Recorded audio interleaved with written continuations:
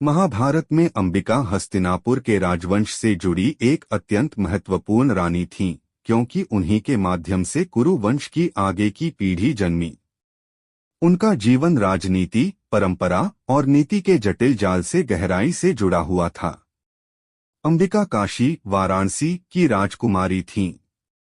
वे राजा काशीराज की पुत्री थीं और उनकी माता काशीराज की रानी थीं, जिनका नाम ग्रंथों में अलग अलग परंपराओं में अलग बताया जाता है।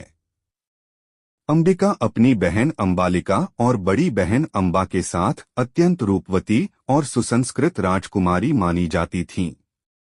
उनकी कथा भीष्म द्वारा आयोजित स्वयंवर से जुड़ी है। भीष्म ने कुरु वंश के उत्तराधिकारी विचित्रवीर्य के लिए तीनों राजकुमारियों अंबा, अंबिका और अंबालिका का बलपूर्वक हरण किया। बाद में अंबा अपने प्रेम के कारण वापस लौट गईं, किंतु अंबिका और अंबालिका का विवाह राजा विचित्रवीर्य से हुआ। यह विवाह राजवंश की निरंतरता के लिए किया गया था। कुछ समय बाद विचित्रवीर्य निःसंतान ही मृत्यु को प्राप्त हो गए। तब वंश को बचाने के लिए नियोग प्रथा के अनुसार महर्षि वेदव्यास को अंबिका और अंबालिका के साथ नियोग करने के लिए बुलाया गया।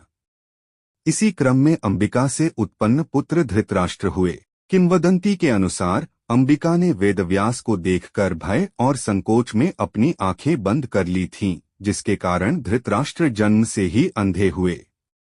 इस प्रकार अंबिका का एक ही पुत्र था, धृतराष्ट्र, जो आगे चलकर हस्तिनापुर का राजा बना।